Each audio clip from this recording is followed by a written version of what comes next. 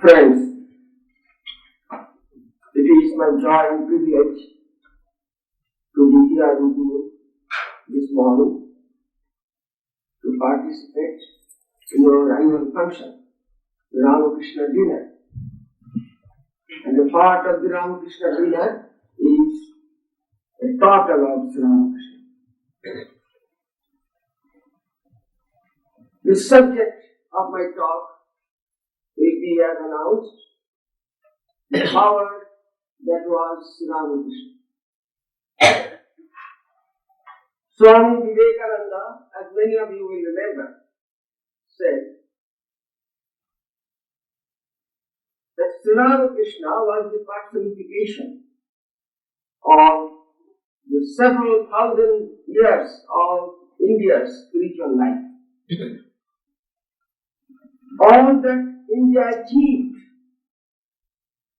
on the spiritual level was tangibly manifest in Sri Ramakrishna. The discovery of Sri Ramakrishna is very interesting. As you know, those of you who have studied Sri Ramakrishna's life, even before he was born, his parents had the vision that the divine is coming to them as their child. Those incidents which had happened in Gaya and also in Kamarpukur more or less convinced them that the child that was coming was not an ordinary child. And when that child was born, they found that, more or less, through many experiences. But they forgot, because on this realm of Maya, we cannot always maintain our deeper spiritual experiences. As you remember an incident in Sri Krishna's life, the babies, Sri Krishna, a boisterous, naughty child, and always pestering his mother, Yashoda, the foster mother, of course. And once his playmates complained to Yashoda that Krishna Gopal is eating mud. So the mother ran, caught the child, and scolded him. You, not a child, you have eaten mud. In my house, stores of milk products, and you have to eat mud. Shame on you. Then the child began to cry, no, I am not eating mud. Open your mouth. The child did open its mouth. And what did Yashoda saw? He saw that inside the child's mouth was the whole universe. Naturally, she fainted. That was an experience, that was the conviction that this child was not an ordinary child, divine child. But soon she forgot that. Again, she was the mother and the child was Gopala. This happens. Now, in Sri Ramakrishna's life, when he was growing, his companions, from time to time, found out that this is not an ordinary boy. Sri Ramakrishna later on, as you will remember, mentioned some of his playmates, some of the villagers in Kamarpukur who had discovered him. But they forgot.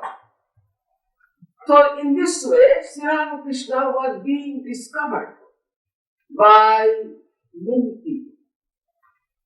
At Kamarpukur, then when he came to Dakshineshwar, the young priest, the first person to discover him was his guardian, namely Mathur Babu, the owner of the temple, the son-in-law of the owner rather. He at once discovered that this is not an ordinary priest. And even at this time, he was many, many years older than Sri Ramakrishna. And he began to call him Baba, Father. And Sri Ramakrishna's irregular, sometimes crazy behavior, many people began to complain, but not Mathur Baba. If complaints come, he would be angry. And no, nobody has to say anything. We let him do whatever he likes. So in his heart, he had that conviction that this Gadadhar, this priest, is not an ordinary man. He is divine. Then as days went on, Sri Ramakrishna was immersed in his sadhana. As you remember, one woman came, an extraordinary woman, a wandering nun, Bhairavi Brahmani, and she became one of Sri Ramakrishna's gurus, early gurus, to initiate him into the methods of Tantra, into the methods of Vaishnava way. And this lady very soon discovered that this young man was not ordinary. He was divine in the disguise of the human. And the story goes, he began to talk about this. But the beauty of this is Sri Ramakrishna himself was neutral. He did not take this seriously. He would rather talk to others. You know, the Brahmani says that this is avatar. Then the Brahmani did not stop. He wanted to convene a meeting of erudite scholars. And one of these scholars, Vaishnavacharan, he himself was personally very much devoted and attracted to Sri Ramakrishna. And he also had the conviction that this priest is an avatar, is an incarnation. So a meeting was convened. Several erudite scholars came and they were discussing, and Bhairavi Brahmani, she was replying to their objections. She first presented the signs that are visible in this man. The signs of ecstasy, his physical and mental tendencies, all these things. The Bhairavi Brahmani gave really a lecture. And the scholars raised their doubts. In this way, this meeting was going on to prove his avatarhood. But Sri Ramakrishna was in the audience. He was listening. It was great fun for him. Now this Bhairavi Brahmani was one of the earliest to loudly proclaim that this man holds great spiritual power, which is going to unfold slowly but surely. Then Sri Ramakrishna from time to time mentioned several people. One was Padma Lochan. He was also a great scholar. And sometimes in later days, somebody was speaking of avatar.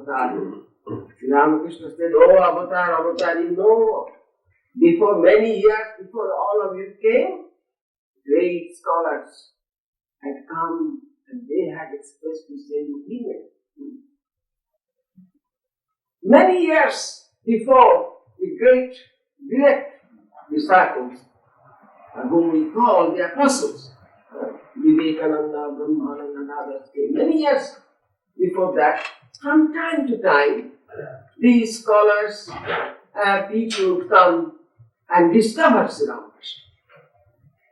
Then, as we know, the Brahma Samaj, the leader of Brahma Samaj, Keshav Chandra Sen, he was one of the earliest. Not to tell him that he was an avatar, but to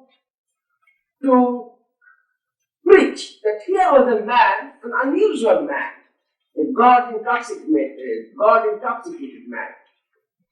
And he who printed in his journal about Sri Ramakrishna Paramahamsa, and that began to draw crowds with him. And Sri Ramakrishna resented that. He said, why should Keshav preach about me? No preaching, outside preaching is necessary. Anyway, Keshav Chandra Sen, the Brahmin leader, discovered him, and he was instrumental in making the Calcutta public know that here was a man, an unusually spiritual man. Then, as you know, Sri Ramakrishna had a direct voice from the mother. After he had finished all his sadhana, his spiritual practices, mother said, now you stay in the mood, not in that the highest mood of Nirvikalpa Samadhi, but in a mood between the two, where you can harmonize that infinite, intangible infinite with this world, manifested world. And Swami Shraddhananda, the great biographer of Sri Ramakrishna, says that the exact term used was bhava mukha, that in a mood of inspiration, in between the two, in between the abstract and the manifest. Why was that? In order to fulfill his mission, because he had a mission to fulfill. He was really an avatar, a divine incarnation, and each avatar brings with him a mission. And that is why Sri Ramakrishna was to live in that state. And there was another voice of the mother. Do you wait? People will come. Earnest God seekers will come. And you have to lead them. You have to guide them in their spiritual life. So Sri Ramakrishna believed every word of the mother. Mother was his highest quote of reference. We find that later on, when Vivekananda is saying something to him, you are crazy, your visions are crazy. Oh, is that so? Because he had also great confidence in this young man, Vivekananda, Narendra. Oh, let me ask the mother. You go to the mother. Oh, mother has said that you are a child. You are not to be believed. He verified everything from the mother. So mother has said, wait. Great spiritual seekers will come to you. So he patiently waited. Not 1 day or 2 days, but many years. Many years, and sometimes he would be impatient. As we read in his biography, sometimes he would go to the terrace and cry, where are you? Where are you?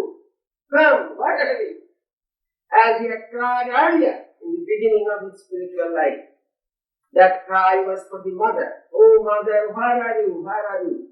Give me your vision. And now another sort of cry. Oh devotees, where are you? Mother has said that you will come, but why are you not showing your face? In this way he would cry. And that continued for many days, many years. Then they began to show up. They were praying. These young people began to come one by one. These Rakhal, Swami Brahmananda, Narendra, Latu, all these young people. And he at once recognized them. Each person coming, he recognized them. You are those people whom the mother wanted to come. So these apostles, these direct disciples, and also some great householder disciples, like Ramchandra Datta, like the writer of the Gospel of Sri Ramakrishna, and many women, wonderful women, great spiritual giants, you could say, they began to come. Now each of these persons discovered Sri Ramakrishna in their own way, regarded Sri Ramakrishna in their own way. Ramchandra Datta had his own idea of Sri Ramakrishna. He was an incarnation, and the purpose of his incarnation, he had his own ideas. So also others. But it was to Vivekananda that we owe the real meaning and the significance of Sri Ramakrishna's life. Vivekananda was the best interpreter of Sri Ramakrishna. And when he would interpret, others would not quite believe. We have learned several of these incidents. You remember one incident after Swamiji returned from the West, and he wanted to start an organization, and several of his brother disciples were there. And after all these discussions, one of his brother disciples, Swami Shivananda, he expressed some doubts. He said, the way you are trying to present Sri Ramakrishna and his mission, I don't think that it is right. We have seen Sri Ramakrishna. We don't quite believe that Sri Ramakrishna would have approved your scheme of action, the service to man. The monks had to plunge into the service of not merely meditation, but karma. All these ideas were rather alien to his brother disciples. Then, when Swami Shivananda remarked this, Swami Vivekananda was very grave, and suddenly he left that place of the meeting. It was being held in the house of Balaram Bose, one of Sri Ramakrishna's great householder disciples. Suddenly Swamiji left that hall and went into a small room and shut himself up. And Swami Shivananda and other brother disciples and everybody was alarmed. What happened? So after some time, Swami Shivananda knocked that door and entered inside and found that he was crying. Swami was tears. And Swami Shivananda right then fell at his feet and folded hands. Brother, pardon me, pardon me, pardon me. Then Swami came down, he embraced him and said, well, you think that I am not preaching Sri Ramakrishna in the right way.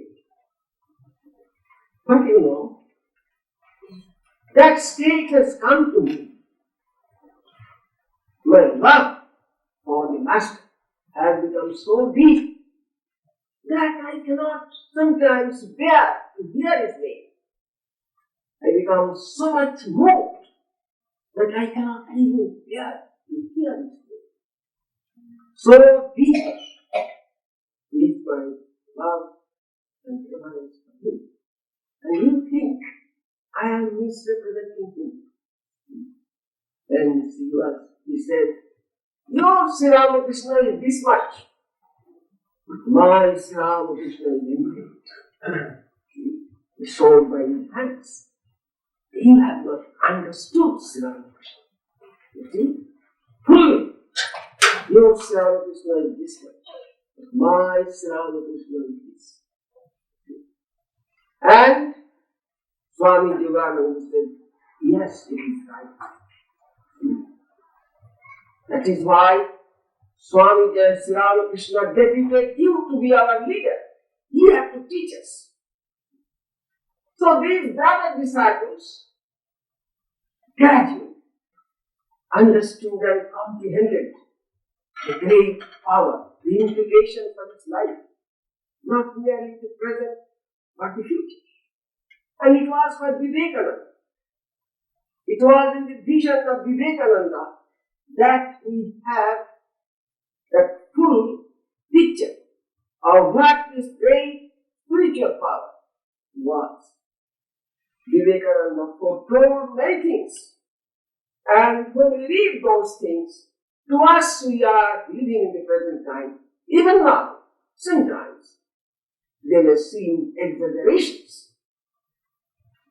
But a great spiritual leader and prophet, when he speaks, sometimes his words appear to be exaggeration.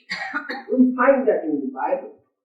When we read the book of Isaiah, we find some statements we are inclined to believe that they are overstatements. So also in Vivekananda's estimate of Sri Ramakrishna, he said that the personification of the spiritual wisdom, that has accumulated right from the time of the Vedas through successive times, periods, and the spiritual truths revealed in many of India's prophets and saints. All these things have become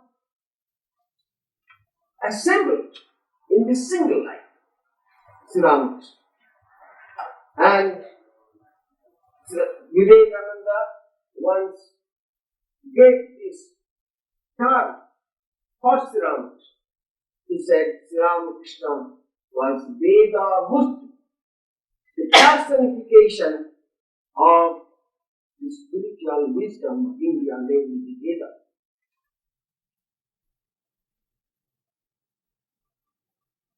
When we look into Sri Ramakrishna's life, we find two levels of his life. One, the human, and the other, the divine. Mostly, as according to the voice of the mother, he has to live on two planes. And he himself also has said, Mother has kept me now in the state of a bhakta, where the world does not disappear. The world is real, everything is real, but that reality is coming from God. So we find the human side is very interesting, thoroughly human.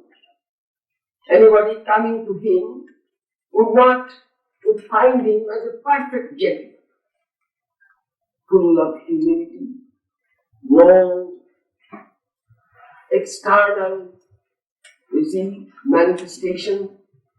There was a funny story once. A Babu, a gentleman, sophisticated gentleman, had heard about the Paramahamsa Dakshineshwar. So he had come here to meet him. And he came and asked, where is he, the Paramahamsa? And they pointed out to his side, to his room. There, go there, that side. He came there and found a man picking some flowers. He looked like a gardener. So he had no doubt that he was a gardener. So he came near him and said, hi, come here. And that man came. That man did not say, I am the Paramahamsa. He came as a gardener. What can I do for you? Give me some flowers. At once, and handed over to him. He wanted to meet the Paramahamsa with some flowers. He could not buy that. He could not buy that from Calcutta. He was very thoughtful. So he got some flowers and waited there and eventually found out the room where Paramahamsa lived. And his flowers entered that room and find the same garden. Then he was doing what he said. Now it is said that anybody, any devotee coming to see him, before he had the opportunity of saluting Sri Ramakrishna, Sri Ramakrishna is holding his hand, welcome him, like this. See? The personification of humanity, humility. So many devotees are coming, respecting him, does not touch anything. He is the same simple man, unsophisticated, simple man, very human, and keenly attentive to everybody. Everybody, the poor, the learned, the ignorant. You see, he had that great respect for man and all grades of man. Rich people inviting him. He goes there and goes there, talks to them and sees his flatterers by his side. He's very plain spoken. He said, Jadumal is one such rich man. And he was not a very religious man, but he had religious inclinations. And he had a garden house just by the side of the Dakshineswar temple. So sometimes he could not come to Dakshineswar to meet Sri Ramakrishna because he was a Babu. So Sri Ramakrishna had to go to him. And Sri Ramakrishna did not mind. He sent a word to a servant to tell the Paramahamsa to come to meet him. He would go. Why he would go?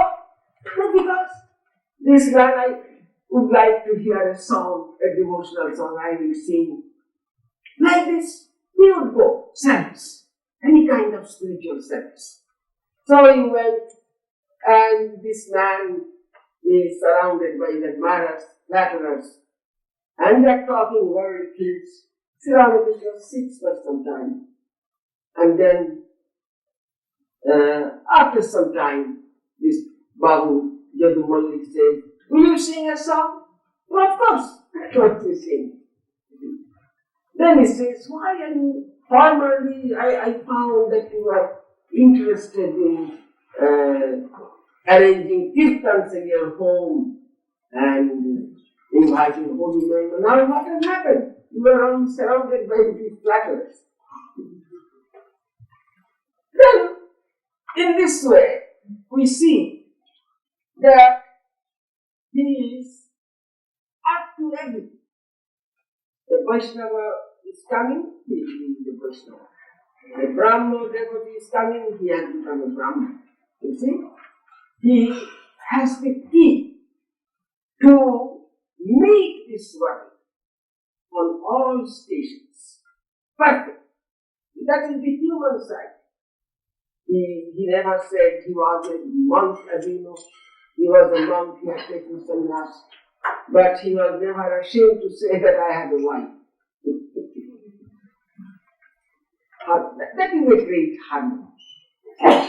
The harmony between the world and God. But not the world as we see. He wanted devotees to spiritualize this world. And it was possible. So the human side, we find that complete absence of pride, great humility, and the constant willingness to help others. Help others. That was his human character. But through this human character, one thing is certain. Anybody coming to be a poor man, rich man, scholar, a yogi, a Vaishnava, a Vedantist, anybody coming to him would find that this man's whole being is in God. You see, his body, his mind, his life is completely God intoxicated. But at the same time, he has that God intoxication has not alienated him from this world.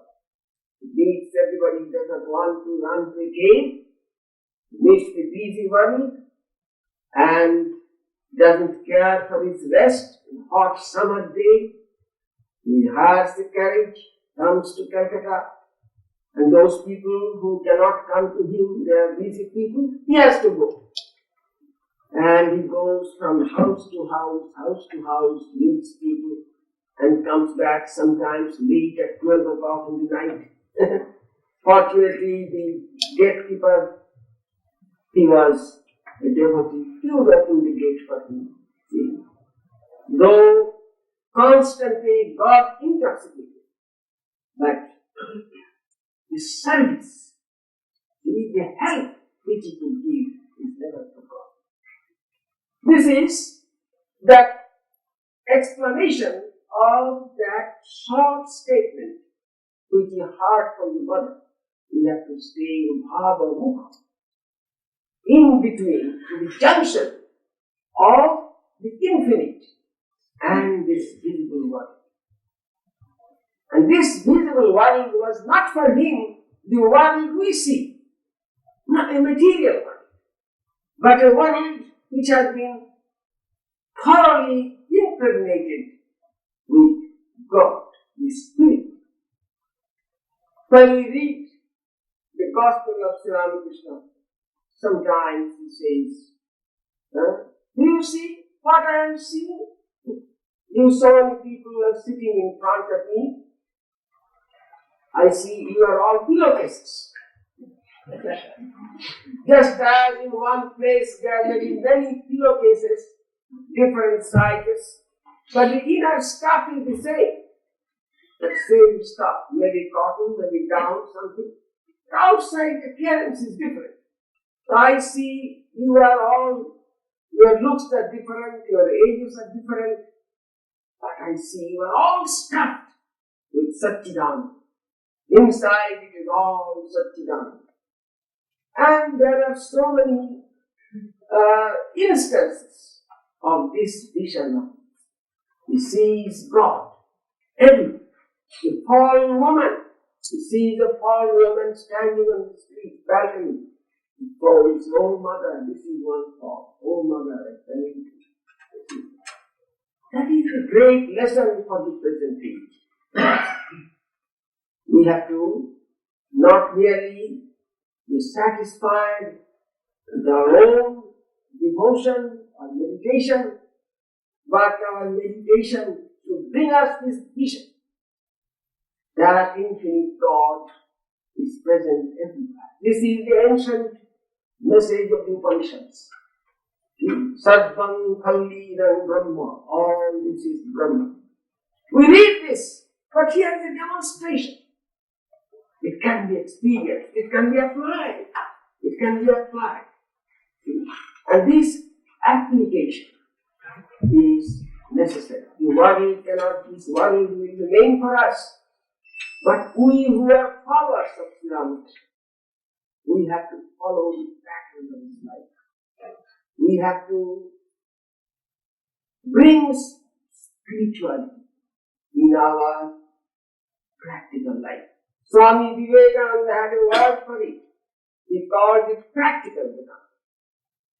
That means, in all situations, in all experiences of life, we have to remember God. We have to remember the core of this reality. And Vedanta says, the Upanishad says, that the core of the soul of this world, the substratum, is Brahman, is God, is that infinite. And in the path of Jnana Yoga, is our own true self. Now, we read this. Thousands of people may read this. But Sri Ramakrishna says and Vivekananda says, they have to be experienced, they have to be applied to practical life. If God is in everybody, right now we have to feel that God in everybody. That is the emphasis. Now Sri Ramakrishna, like, as we know on this message, we call him the prophet of harmony. He practiced several religions, not all religions. The other day there was a retreat in Olima, the retreat of the San Francisco Society. There were many people, about 400 people were there. And there was a meeting. And somebody asked, do you call Sri Ramakrishna that he practiced all religions? This is not true. Did he practice Judaism? Did he practice Zoroastrianism? That is true. That is true. But the point is, when we call him the prophet of harmony, the patterns he practiced several disciplines of Hinduism. He practiced Christianity not for many years, 3 days. He practiced Islam for a few days. The point is, he did not literally practice Buddhism, but he knew Buddha. Somebody was saying that Buddha did not acknowledge God. Sri Ramakrishna protested. No, not that. Just as we say, as Vedanta says, God is indescribable, cannot be described by words. That is what Buddha said. So Sri Ramakrishna defended Buddha. The point is that Sri Ramakrishna knew that the creative human mind cannot go in one way, and this is true in religion. For several people, it is natural who practice religion in different ways. And so too, he took some specific paths, practiced this. And he came to the conclusion that religion, the search for God, if that is the goal, then it does not matter if a person is sincere. It does not matter in what way he should go. That is the conclusion of the harmony of religions. Vivekananda said, and Vivekananda could not say anything which was against Sri Ramakrishna's teachings. Vivekananda said in one of his lectures in this country that the book of God is not closed. The book of Revelation is not closed. The religions we know now, there are many more religions. God is great. Is God's knowledge closed? There may be many other manifestations in the future. Many more prophets will come, and we should bow down to those future ways of truth. He plainly said this. So in that sense, Sri Ramakrishna is, we call him the prophet of harmony. That means, if there is sincerity, if there is earnest search for God, then one can search in different ways. Islam is one way, or Hinduism, different cults of Hinduism are ways. Christianity with its different denominations are ways. The point is, the central point is God. And that God was all the time with Sri Ramakrishna. And anybody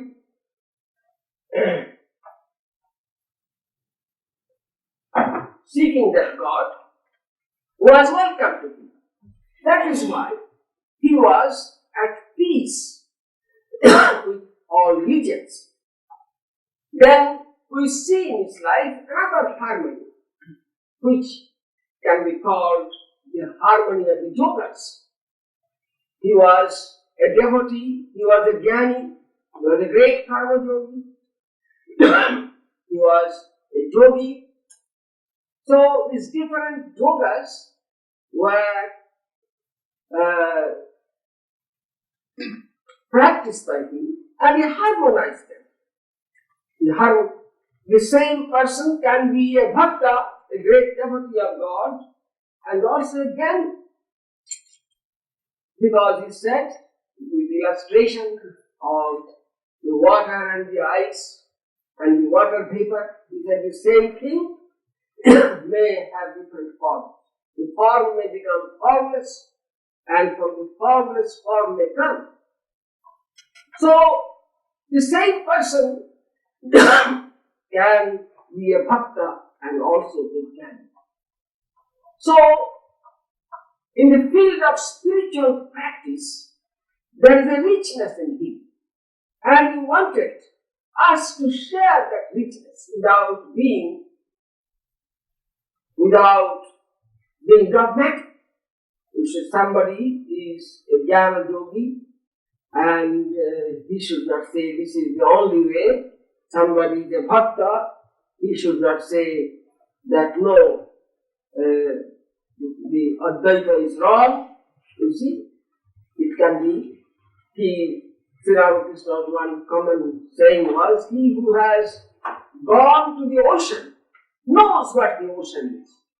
If you are trying to visualize the ocean from a distance, and you can imagine the vast water or the waves of the ocean, but the person who has gone to the ocean knows what the ocean is. The person who has really experienced God in these different ways knows that God can be many. That was one point he used to emphasize, this harmony of the yogas. So a follower of Sri Ramakrishna can never be dogmatic. The follower of Sri Ramakrishna cannot condemn any fact. Once Vivekananda was criticizing a particular way of spiritual practice, which is called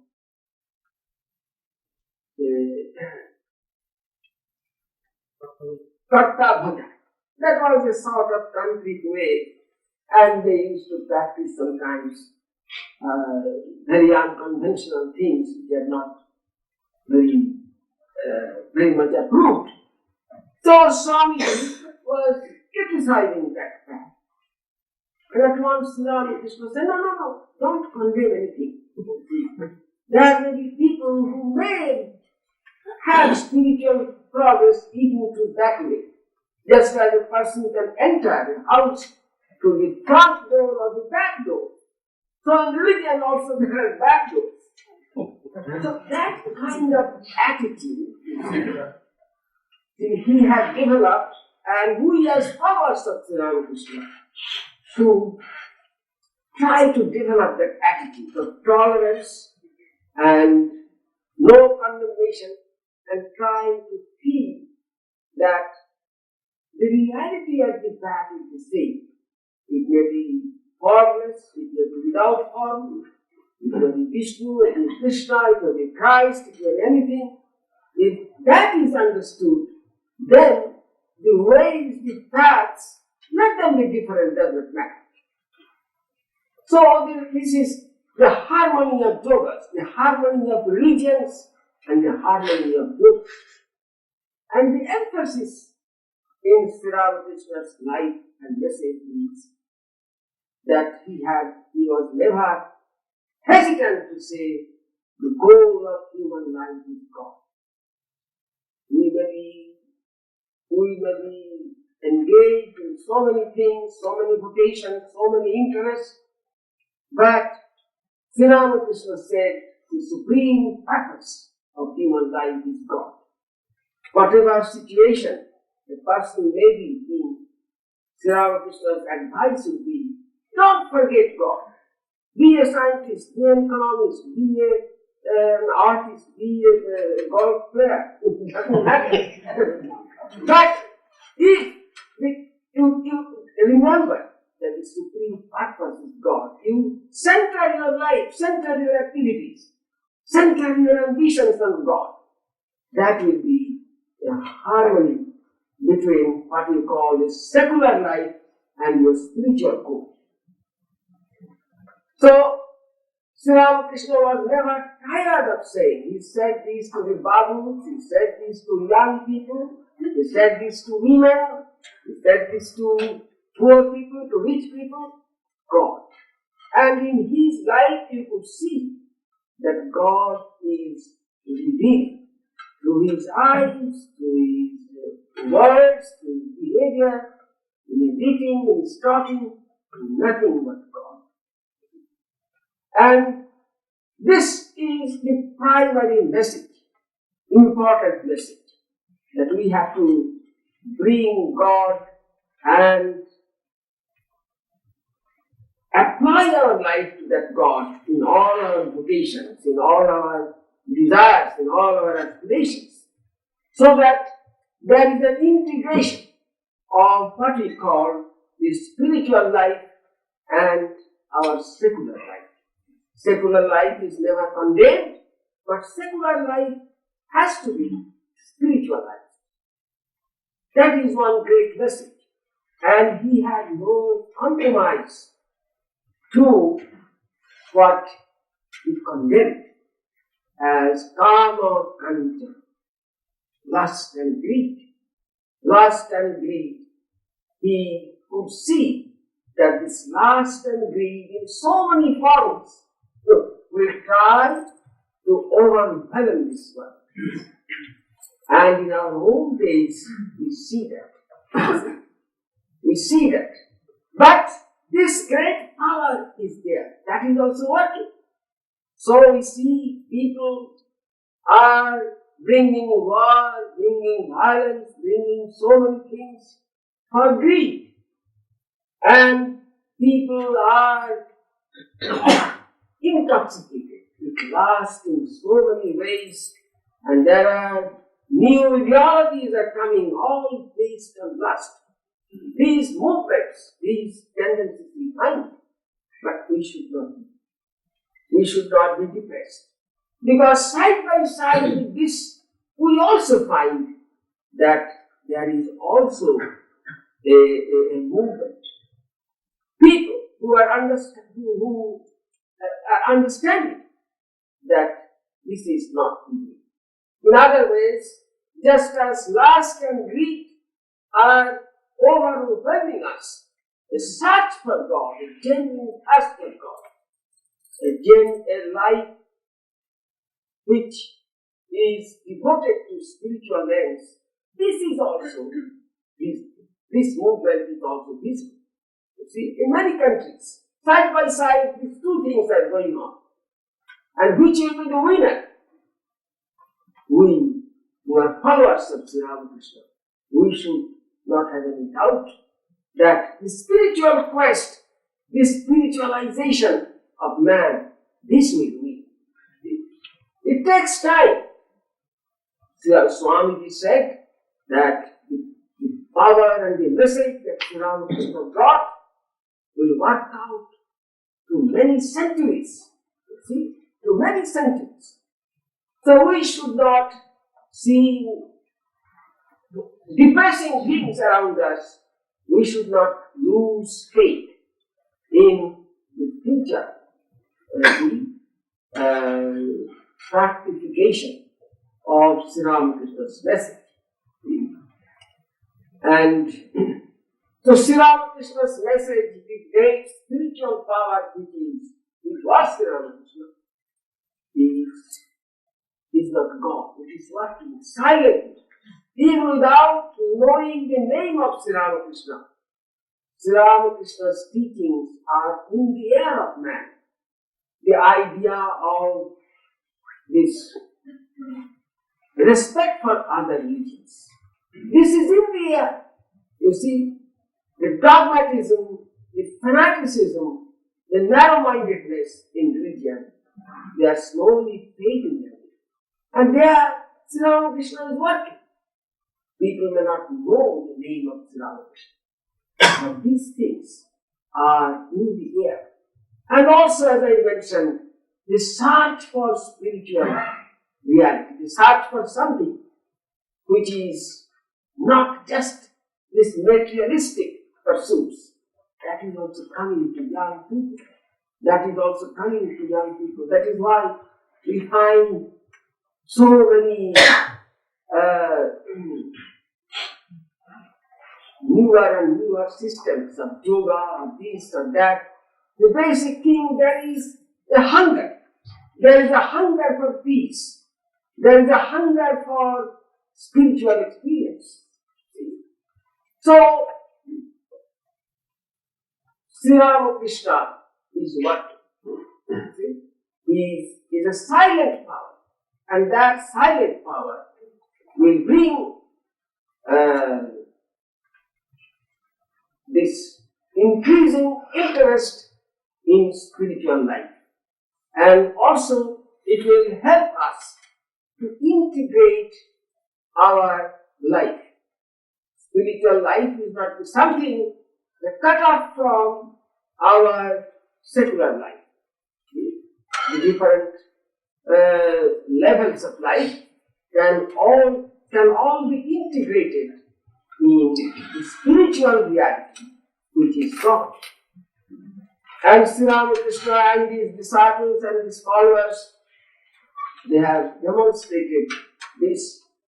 And we who accept him as, it does not matter whether we call him Avatar, that when we study his life seriously, we find that here was really great power. And that power is not gone, is not dead. It is what? To all of us and many others, even though they do not know the meaning of Sri Ramakrishna. So it is our great privilege that we have come to Vedanta. Vedanta is in Swami Vivekananda's idea. Vedanta and Sri Ramakrishna are identical. Sri Ramakrishna was the being, the Murti. But Vedanta seeks the realization of God, or the realization of our true self.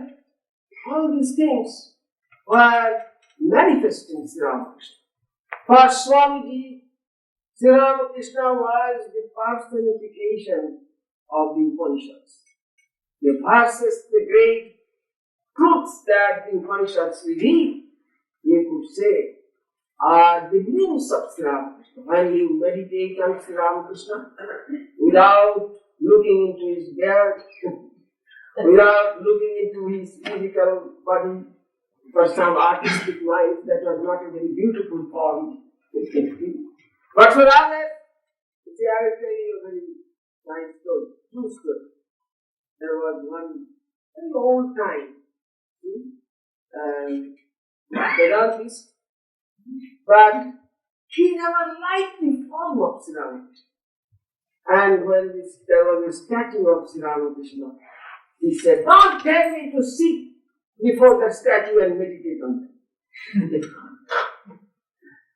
And when this story was related to another gathering, one devotee said, "No, I cannot imagine any form more beautiful than Sri Ramakrishna." So it depends upon our own attitude. But this is true. The form of Sri Ramakrishna is really a spiritual form.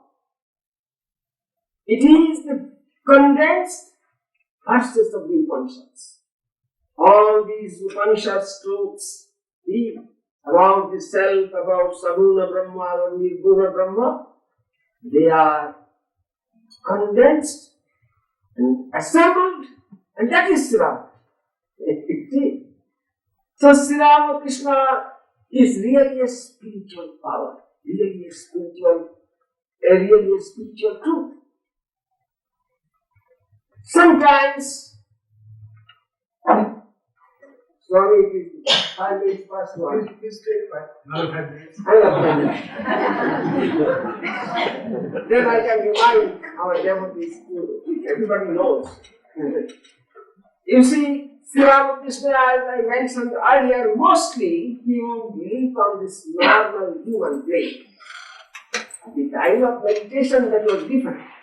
But he rarely revealed his Godhead. But there were incidents. You remember that incident, which happened during his last illness. From Shampukur house he was there, he was ill, and it so happened that the Kali Puja night, Kali Puja came. And Sri Ramakrishna told his devotees, arrange something for Kali Puja. And they arranged flowers, everything was arranged in a room. And in his room. And the time was coming. And they were sitting, everything, puja arrangements were there. But Sri Ramakrishna was in an abstract mood. He was sitting on his bed. And they were wondering, well, he wanted to have Kali Puja, but he is not giving any indication. So suddenly, the Girish Chandra Ghosh, he took some flowers and said, Jai Ma! Shouting Mother Kali's name. Suddenly, he offered flowers to Sri Ramakrishna's feet. That means, suddenly that idea came that Sri Ramakrishna is identical with Kali. And as soon as he did that, strange thing happened. Sri Ramakrishna's external form, you see, changed. His two hands, as if he was Mother Kali, as much as possible. The bear did not go. But just as Mother Kali, one hand, one hand, Abhaya, with fearlessness, he appeared. And the devotees that were there, they felt that. They felt that here is Mother Kali. And he was in Samadhi. He was in Samadhi, but his form became approximately the form of Kali. And all the other devotees were, you see, were in ecstasy. One after the other, they began to take those flowers and offer at his feet, saying, Jai Ma, Jai Ma, Jai Ma.